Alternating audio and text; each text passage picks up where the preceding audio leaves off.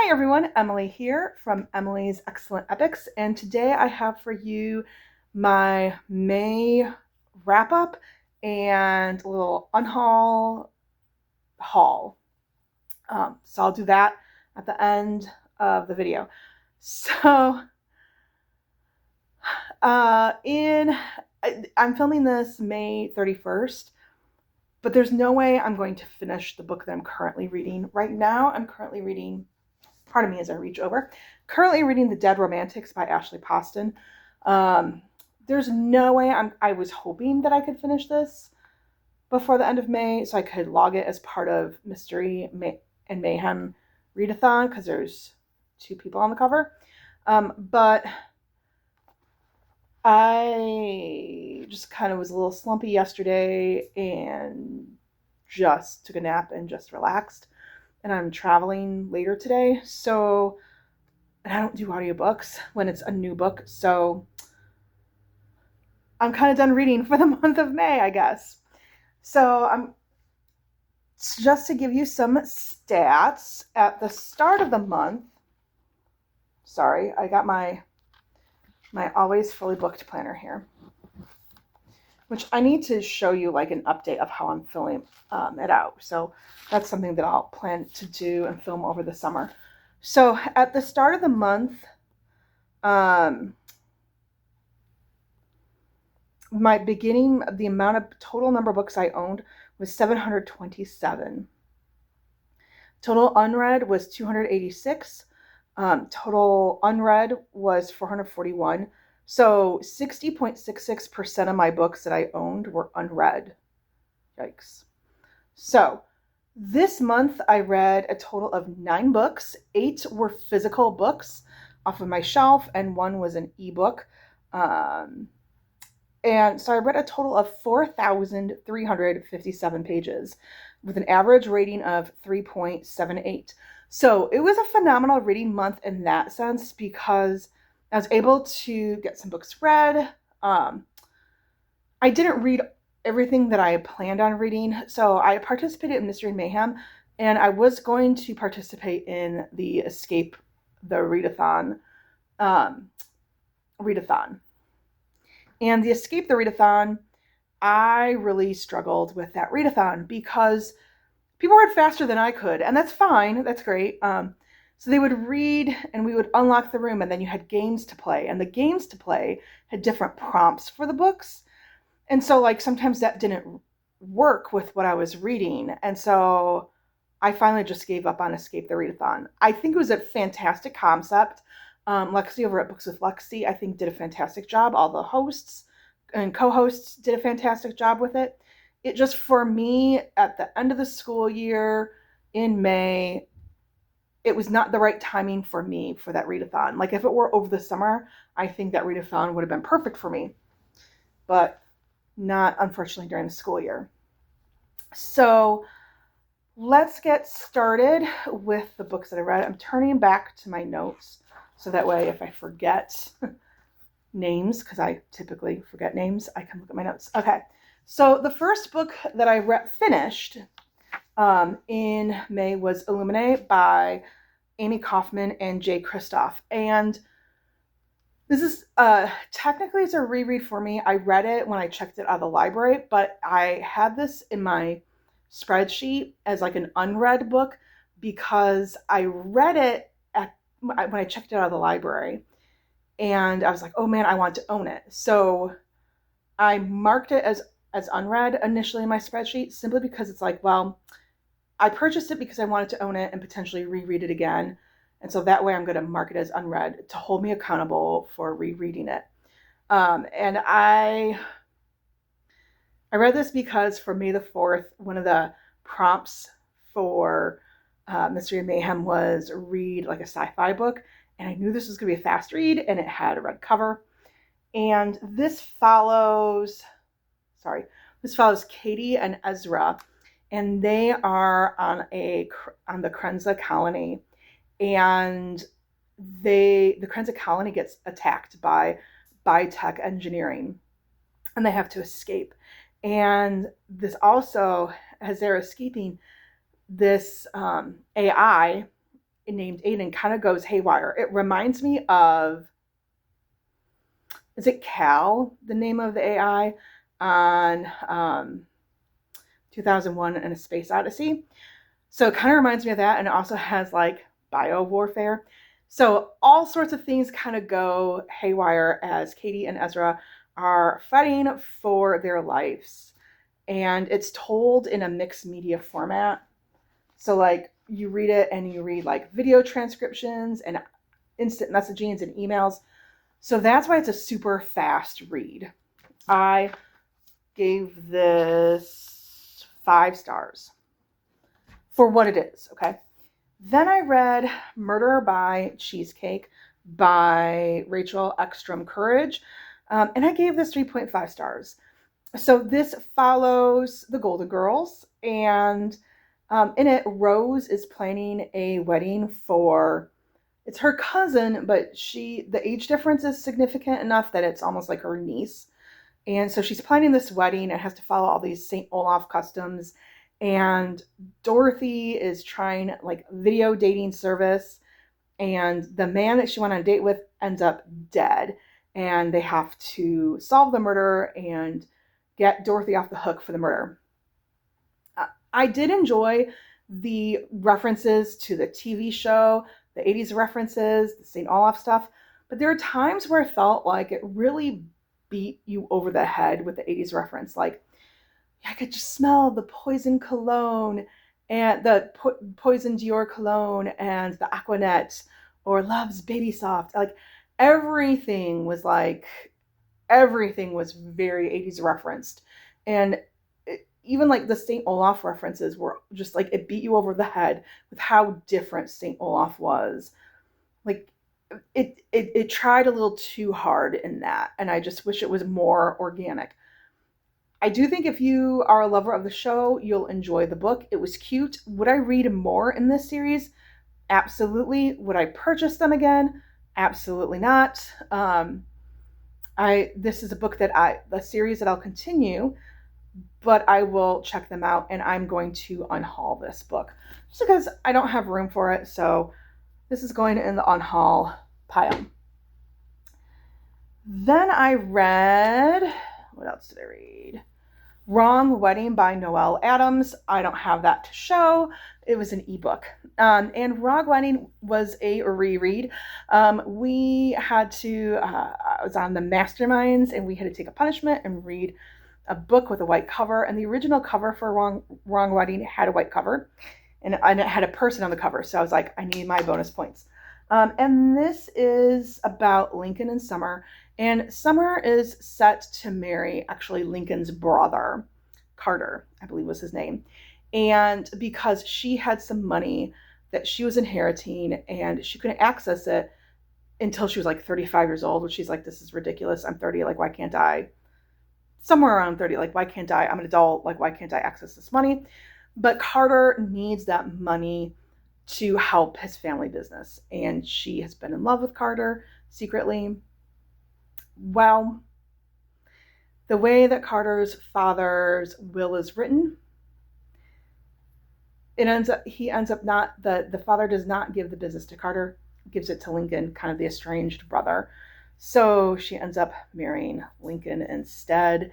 And they've been kind of frenemies for years and years. And it's a romance, so I mean, you know where it's going. And I really enjoyed it. It was 4.5 stars for me. Like, it's cute. It's fun. I love a good, the man is secretly in love with the woman for years and years. I love that kind of trope. So it worked for me. Then I read The Tropic of Serpents by Marie Brennan, which is book 2 in the Memoirs of Lady Trent. And I've been meaning to read this for a long time. So I'm glad that I read it. And I gave this 4 stars. I really love, if you're not familiar with it, it's kind of like, I feel like it starts off in a Victorian type setting, and she defies the odds of that time, or not defies the odds, defies the social norms of that time by traveling and researching dragons. And that's just not the thing that women are supposed to do. They should stay home and be married and raise a family. But that's not the life that she wanted. So we follow this, and she travels to a place that's, to me, I feel like is similar to like a jungle in Africa. And I enjoyed it. I loved it anytime that she really leaned into the social commentary on women's roles and feminism. But this also really reads like a memoir, kind of similar to that time period of like adventurers who traveled. And I kind of struggled with that a little bit. It's for sure not anything against this book. It's a me thing. Me not leaning into that genre as much as I could have. So I do enjoy it. I'm looking forward to book 3 and continuing on with the story. It's hard to talk about a book, a sequel of a series. Speaking of sequels, the next book I read was Rebel Witch by Kristen Cicerelli. I gave this 4 stars, and I think it was a really fast-paced book. Like, I read this super quickly. And I did enjoy it. I think it was a really good ending to the duology, but there were times where I was like, whoa, like it was just a little too action-packed, where it just kept going and going and going, and it didn't have like rest breaks from some of the action. It just was non-stop action. And so much like double crossing and then triple crossing and then quadruple crossing, it seemed like, to where I was just like, it was a lot. I do like how it ended. One of the twists wasn't a twist. It's pretty obvious. So, but I did enjoy it, and I do love the Crimson Moth Rebel Witch duology. All right, the next book I read was for a book club, which we actually ended up not meeting this month. The host had something come up, and that's okay. We'll still talk about this book. And I'm ahead of the game for Krista's book club over at Books and Jams. Her Patreon book club, they're reading this in June, so I'm ahead of the game. And I read God of the Woods by Liz Moore, and I gave this 3 stars. So first of all, I don't really read, it's kind of marketed as a thriller. I don't really read much thrillers.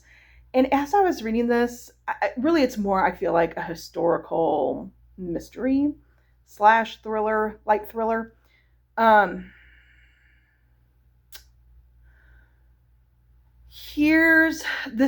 This book I'm unhauling, because again, I only gave it 3 stars. Here's why I gave it 3 stars. Let me back up. So this follows a summer camp, and Barbara Van Laar, she disappears, and they have to search for her. And years prior to her disappearance, her brother disappeared as well. And so it very much follows like class issues, because like this is this rich family, and then the people who work at the camp are lower class. So class issues. And the reason why I give it 3 stars is just there was maybe 2 likable characters in this entire novel. And everyone else just was just toxic. And I don't like reading a book about toxic people. As a special education teacher who teaches in a Title I school, like when I read books, I want something that will take my mind away, take me to a different place from what I deal with on a daily basis. And this was not that book. So that's why I was just like, more toxic people. What else I didn't like about it is it's told present day, but then we get flashbacks as well. but there's no chronological order to the flashbacks. It jumps around from like 1950s, then you could be in 1970s, then you could be in 1960s, then you could be back in the 1950s. And that it was kind of hard to track. I think, again, I'm not an audiobook reader, unless it's something that it's a reread. I think this would be kind of hard to on an audiobook, because it jumps around from point of views, and it jumps around in time periods. So that's an unhaul. Then came my best book of the month, and that was Queen of Shadows by Sarah J. Maas. This is book 5 in the Throne of Glass series. This is so far my favorite book of the series. Holy cow, it just was so good. Our world is expanding more and more. We follow Selena Sardothian, who is an assassin, and magic is no longer part of the realm because the king has cut off the magic for the realm. And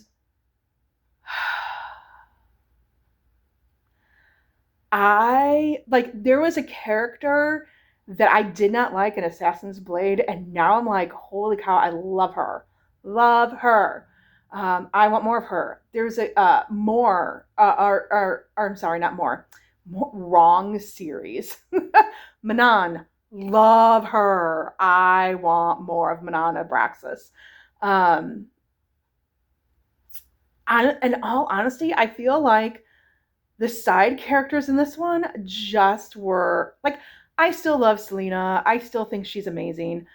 But I feel like the side characters in this book really just were amazing. And I am looking more for it. I do plan on, so Empire of Storms and I'm looking over at my bookshelf there. Empire of Storms and Tower of Dawn are the next 2 books in the series.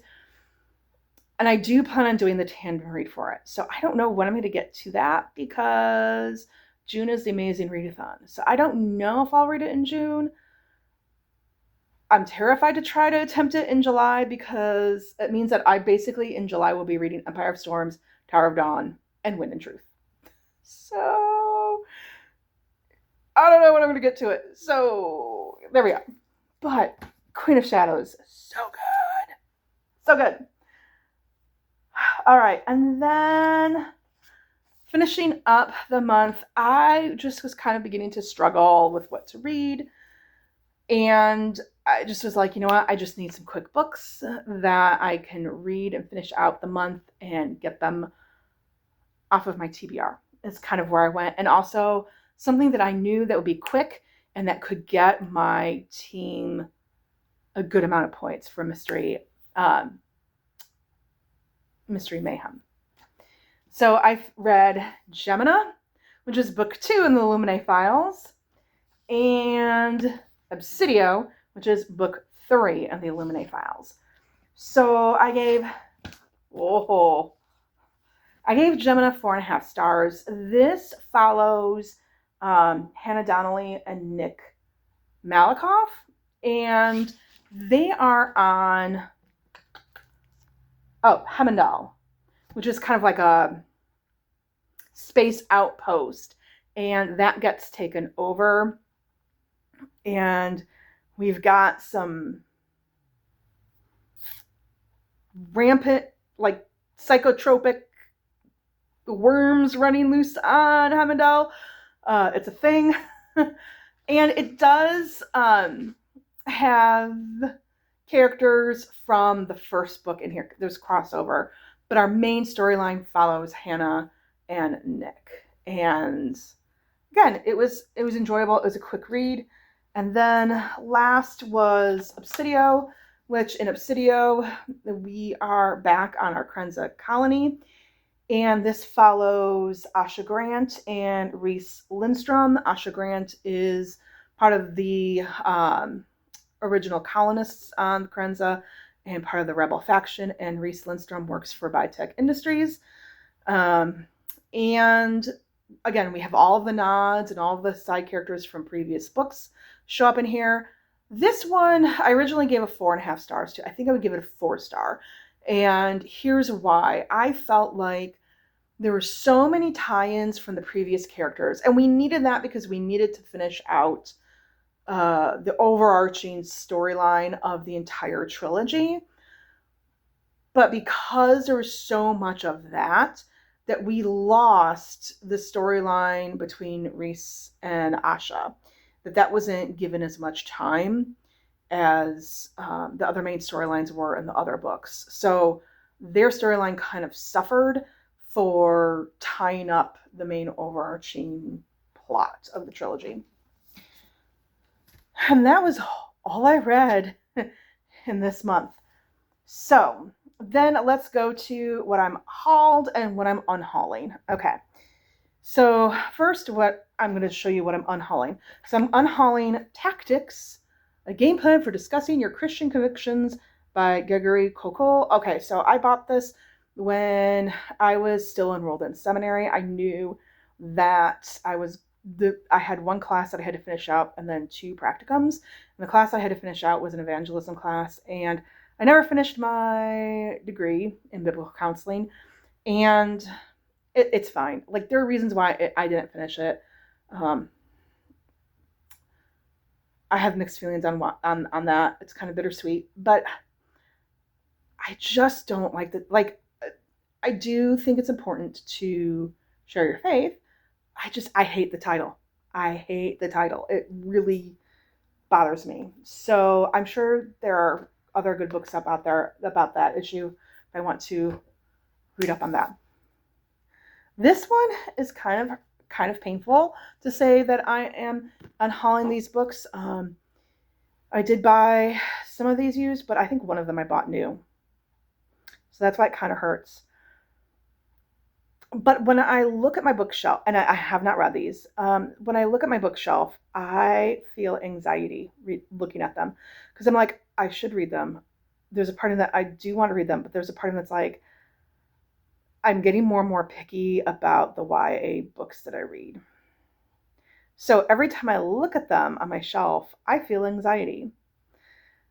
And that's not how you should feel about books. So that's why I'm getting rid of them. They're quite popular, so I know that I'll be able to find these at the library. And that's Shadow and Bone by Leigh Bardugo, Siege and Storm by Leigh Bardugo, and Ruin and Rising by Leigh Bardugo. Yeah, I do feel kind of some guilt there, but I also feel anxiety looking at them on my shelf.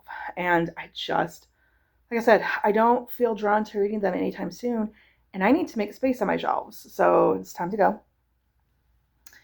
And then I'm also getting rid of Sea of Tranquility by Emily St. John Mandel and The Glass Hotel by Emily St. John Mandel. I feel like I should read them. I feel like I should like them. But I have no idea when I'll read them. And so there's just so many books and so little time. So it's time. Like, I'm not as drawn to them. Okay. So then my haul. I hauled 4 books. Okay. So first up, I hauled Arm of the Sphinx by Josiah Bancroft. This is book 2 in the Books of Babel series. And yes, I know I need to read book 1 still. But the reason why I hauled this, so this, I used some Pango bucks for this.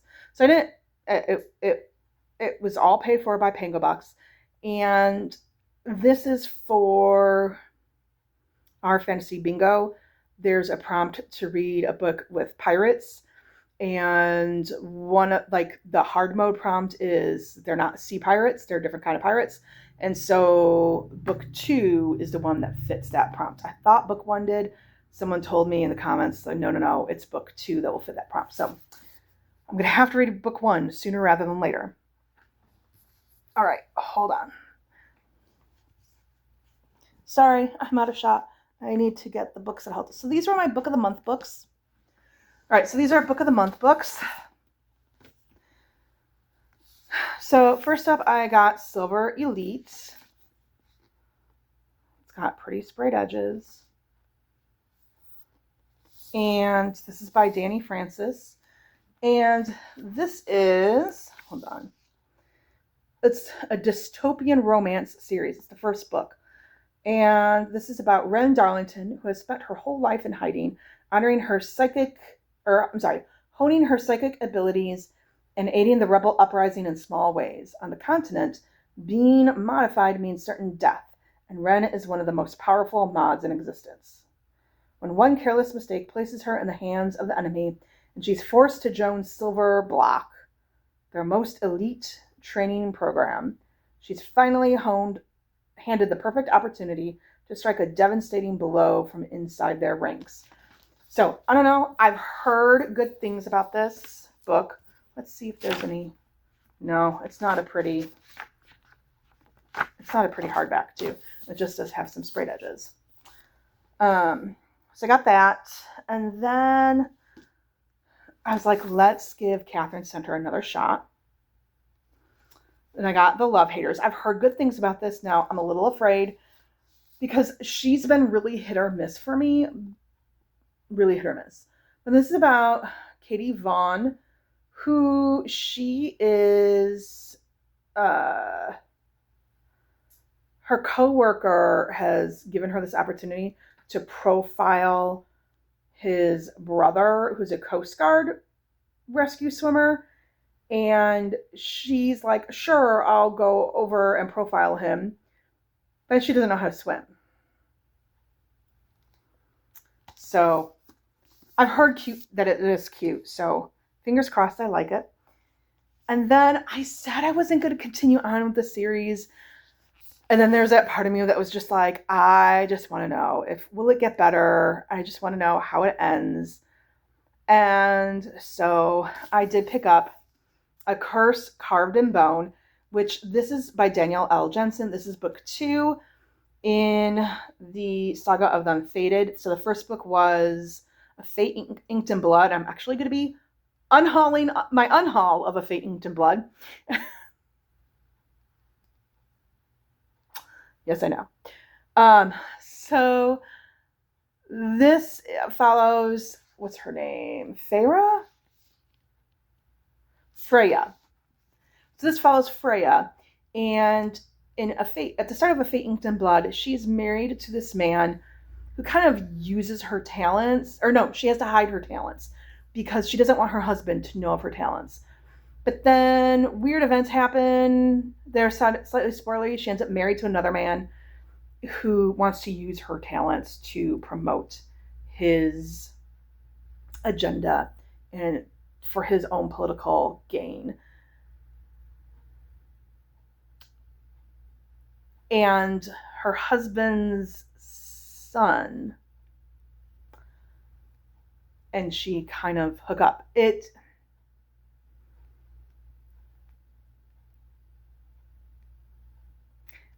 Yeah. So it was a little, it started up, the Fate in Blood started off really strong, and then the ending kind of fell apart for me. I thought it was very predictable. Thought it was a little too graphic, and it didn't need to go that far. And so we'll see. I was like, let's just give it another shot. We'll see. I've heard The Bridge Kingdom is even better, so we shall see. I don't know. If I can find that, I might try that. So that is my haul/unhaul. So where does that leave me? Because I'm trying to watch my numbers on books, right? So here's the deal. I was looking through my spreadsheet, and I was noticing that like there were some books that I had read, but I didn't mark them as read. And that was about 19, 20 books, maybe more. And then there are some books that I had unhauled, but that weren't marked on there. There's about 4 or 5. And it kind of evens out because occasionally, like I'll have a book that I thought was on my spreadsheet that I owned, and I go to log it in as read, and it's not there. So that worked and really helped in bringing down my numbers. So again, I started the month owning 727 books total, and ending the month owning 721 total. Now, so I reduced my number of books by 6. As far as read, I started the month at 286 books on my shelf physically. I've read. I'm ending the month at 312 read, so for a plus 26. Now, clearly, I did not read 26 books because I've only read 8 physical books off my shelf. But again, that was like in looking through my spreadsheet, it was like, holy cow, like I've read this, why this isn't marked off. I've read this isn't marked off. So it worked out well for me. And then I went from 441 unread books to 409 unread books on my shelf. So I brought that number down by 32. So the percentage of unread books at the end or at the start of the month was 60.66 unread books. I'm ending the month at 56.73% unread books. So that helped my percentages out by 3.93%. Go me. Now, June is going to be a little tricky because there's a big book sale, used book sale that's going on in June. And like it's a $10, like I go the night before where it's like a $10 entrance fee. And paperbacks are 50 cents and hardbacks are $2. And I've found, in years past, I've found like really good, like brand new looking books. This past year, or this fall, it wasn't as great because there was a lot of like library binding books, and I was like kind of like